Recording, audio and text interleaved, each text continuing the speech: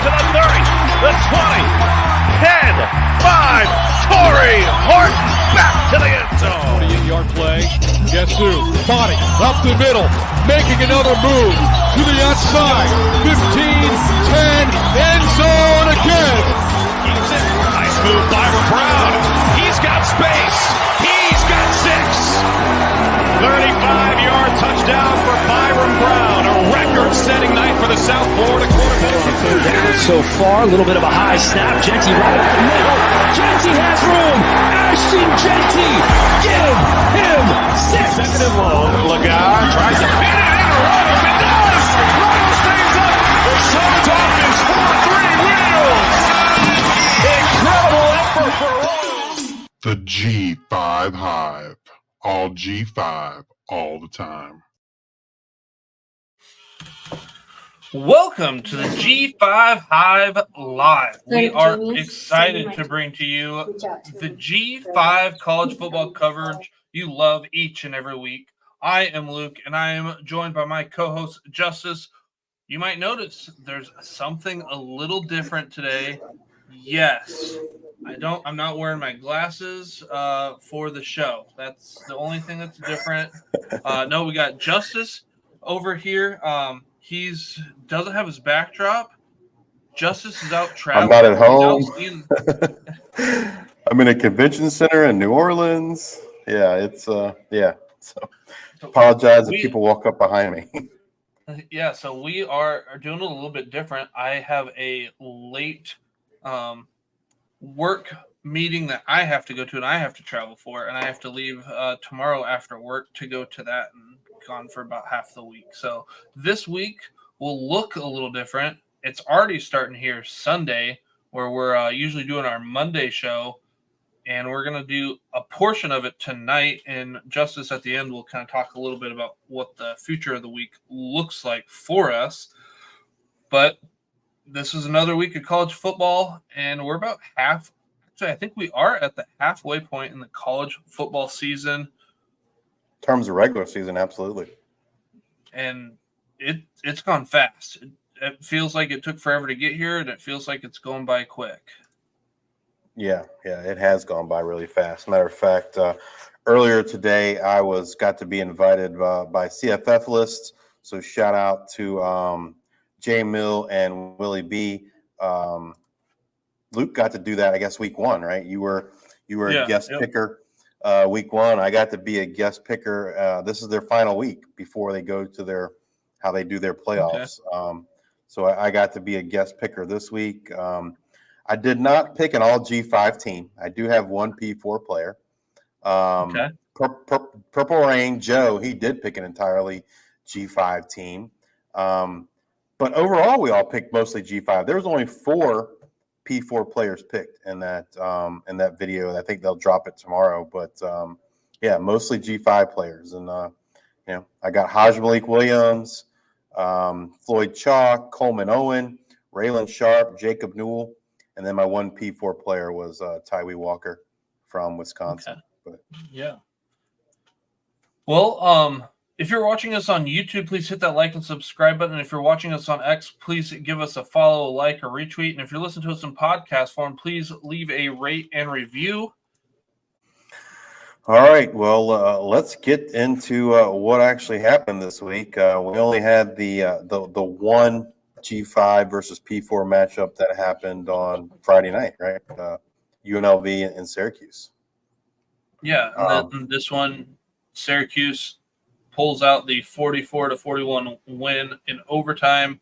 I was not able to watch it. We had homecoming here in Nighttown, so got little kids and did all those festivities and whatnot. So Justice. Yeah, it was a good game. I watched most of it up until overtime, and then I just finally fell asleep. But Haj Malik Williams once again performed great. There were some questionable calls there, I think, that went against UNLV towards the end of the game. UNLV has nothing to be ashamed of. That they played well, but Syracuse played well as well. And I don't know, it was a fun, entertaining game. Haj Malik Williams looked really good for UNLV. Ricky White. I was a little surprised. So LaQuint Allen had a huge game for Syracuse, and that surprised me a little bit. I thought the UNLV defense would have been able to do a better job of holding him down, so to speak, and defending against LaQuint Allen. But he had a huge game for Syracuse, and a big part of why they won the game. Again, Syracuse, nothing to be ashamed of.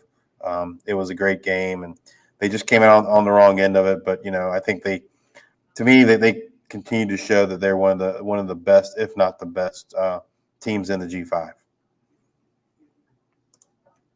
Right, and then our featured G5 versus G5 matchups. We had Navy versus Air Force, where Navy wins 34-7. This one, Navy's defense kept Air Force in check. Air Force has been struggling all year to get something going. But any comments around this game? Otherwise, I'll just head to the next one. Yeah, I didn't get a chance to see this one, so.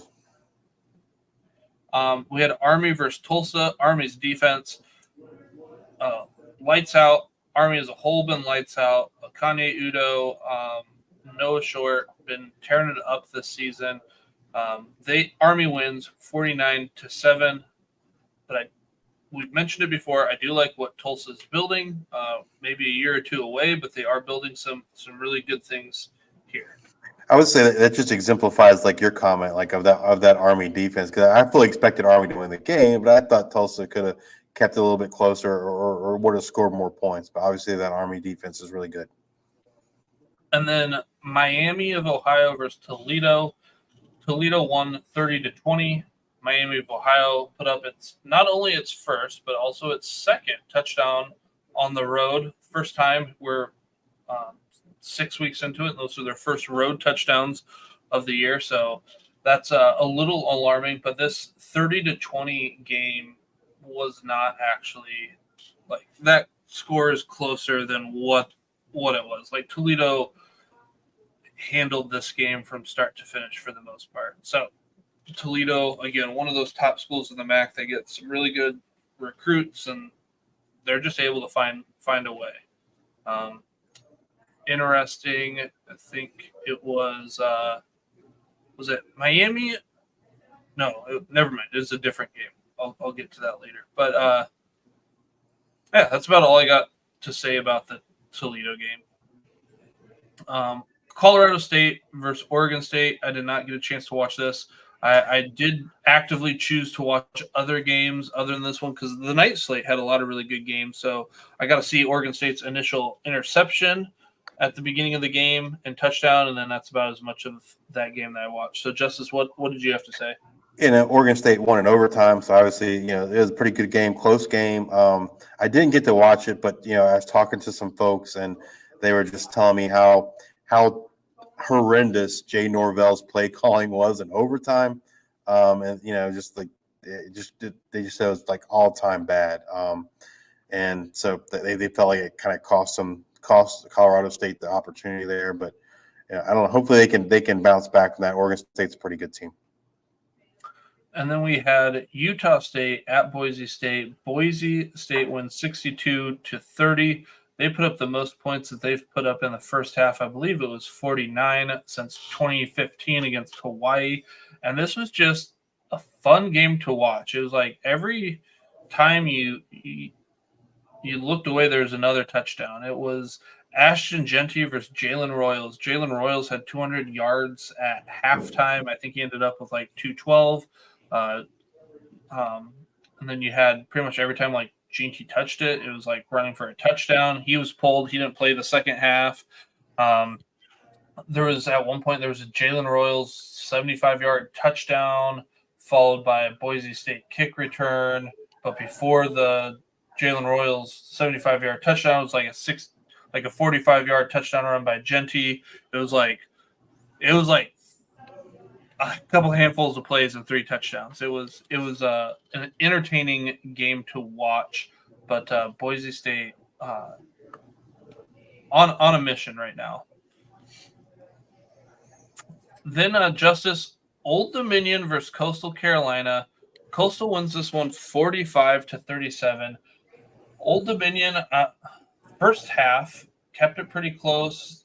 We're actually looking pretty good. A couple mistakes there at the quarterback position. Right before halftime, had a fumble, touchdown return by Coastal. Coastal's defense a little bit shaky in this one. They did use that bye week to get healthy, it seemed, and offensively pretty good. Braden Bennett came back. He's been gone for a couple weeks. He got a couple touchdowns there in the goal line. What are your thoughts? I'm sure you were able to catch some of this, even though you were traveling. Yeah, I caught most of the second half. I don't know, like I was bummed the Old Dominion lost, but I was kind of encouraged by the game a little bit. I think they found a quarterback in Colton Joseph. And I know he had that fumble earlier in the game, but I don't know, like he just, to me, looks like the best option they have at quarterback, and it looks like he could grow into potentially something special for them. And then both teams, man, penalties. At one point, the announcers were making a joke, and they said Old Dominion scored 17 touchdowns tonight, but 16 of them were called back by penalties. And folks, that was pretty close to accurate. I mean, there was one drive where they scored, I think, 3 or 4 touchdowns, but only one of them counted, right? The other ones got called back because of penalties. And that was on both teams, man. Like, both teams had a lot of penalties. So from that standpoint, it was a rough game. A lot of offense, not a lot of defense.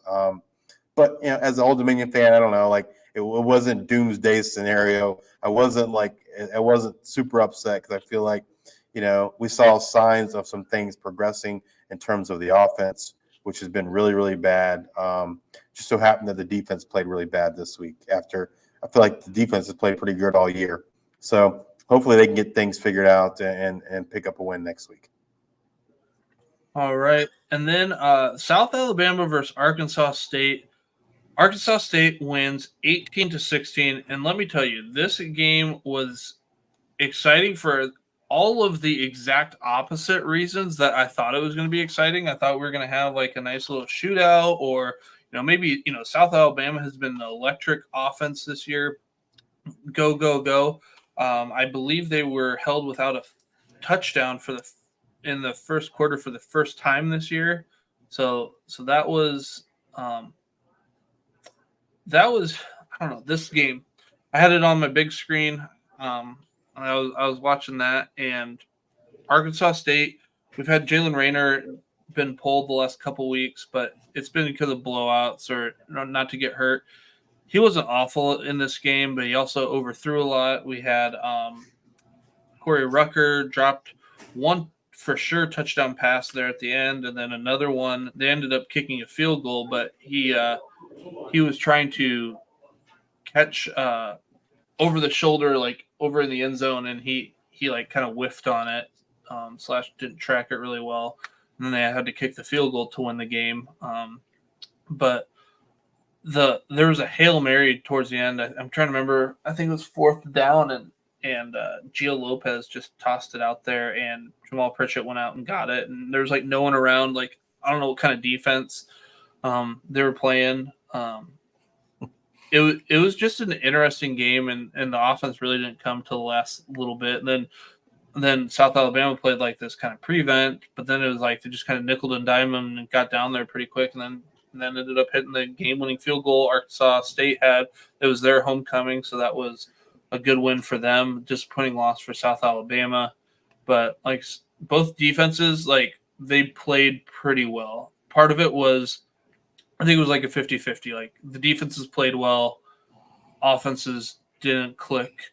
But I think Arkansas State's defense played better than South Alabama's defense, in my opinion.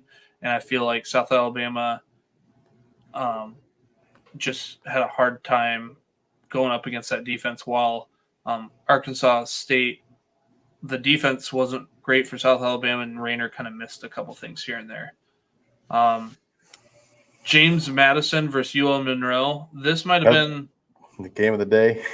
The game of the day. You got the Dukes are undefeated. They go to UL Monroe, and UL Monroe wins 21-19. At one point, there was a Barnett had a fumble that was returned for a touchdown by the linebacking group.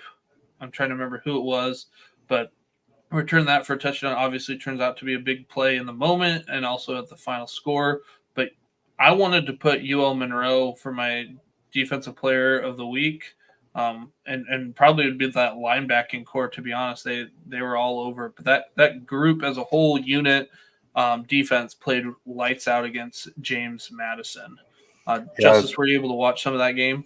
I didn't get to watch that game, but just looking at the box score and knowing what JMU's done the past 2 weeks, man, like that ULM defense has got to be legit, right? Maybe they're right up there with UNLV in terms of, one of the top defenses, all the G5.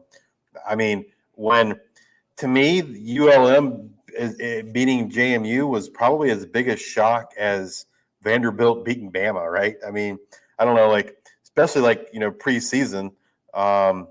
We didn't have any expectations for UL Monroe, right? That they didn't end the season very well last year. We didn't have high expectations for them this year, but they've done nothing but go out there and prove the doubters wrong, and they're doing it on the field with and a good recipe to win games like this, right? Great defense, amazing defense, and be able to run the ball, and that's what ULM does each and every week. And yeah, I mean, I'm them holding that JMU offense down is super impressive to me because JMU had put up 70 points or 73 points, I think it was, or 70 and 63, something like that, in the last 2 weeks, and then to see ULM come and just kind of shut them down, it's pretty impressive.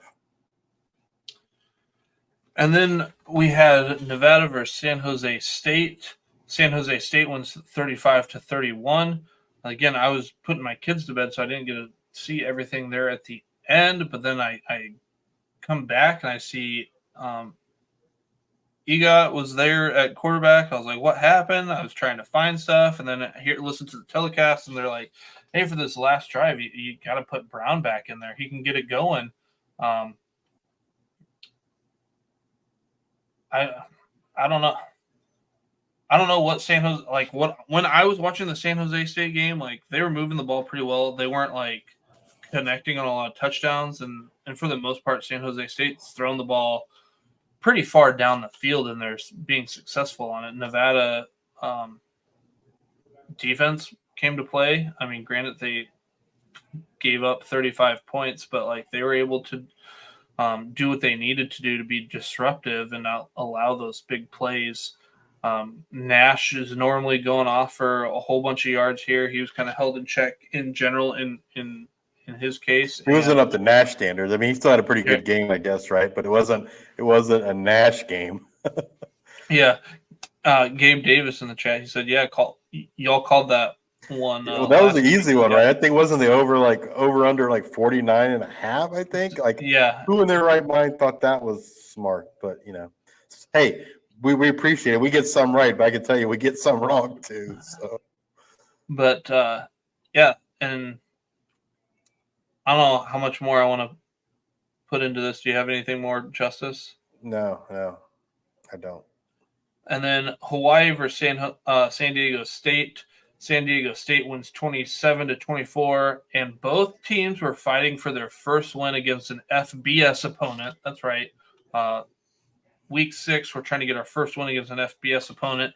San Diego State gets that win, so Hawaii is still looking for their first win over a FBS opponent. That's about all my highlights there. I mean, Pofile Ashlock was on a milk carton for the first quarter. Even some of that first half, he ends up leading the whole game in receiving yards, 77, which again is not usually up to a Pofile Ashlock type game either. But based off of how that game started, you'll take that 77 yards. Absolutely. All right. Well, that's going to do it for us for this particular podcast. Justice, we kind of talked about it at the beginning. I'm traveling for work. I'm leaving tomorrow. I'm going to be gone for about half the week. And then actually my son turns 7 on Thursday, so I'm going to make it back just in time for that. And then we got birthday parties, family, and stuff all week, or getting ready for that Thursday night, Friday night, and then birthday party Saturday and whatnot. So What can the viewers look at for the rest of the week? Well, I am in New Orleans, and so I can't 100% guarantee that it's going to happen. But my plan is to sometime tomorrow, Monday, to do a solo show. It won't be live; it'll be pre-recorded. To kind of do a solo show to go over our 2020 players, which are the top players in the G5: quarterbacks, running backs, receivers, tight ends, defensive tackles, linebackers, cornerbacks, and safeties. Hopefully, we'll go through that tomorrow, and then also go over some waiver wire additions this week for those folks that play college fantasy football. So look out for that. Probably be released on, I guess, Tuesday morning.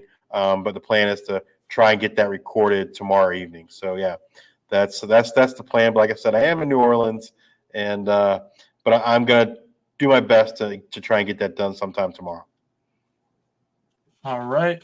Well, that's going to do it for us tonight. So come back, join us next week as we discuss what happened in Week 7, as well as take a look forward to Week 8 of the 2024 season as we always bring you up to date on the latest news and happenings in the world of G5 college football. If you're watching us on YouTube, please hit that like and subscribe button. If you're watching us on X, please give us a retweet, a like, and a follow. And if you're listening to us on Apple Podcasts or Spotify, please subscribe and leave those 5-star ratings and reviews. Thank you all for your support. Until the next time, we are G5 Hive.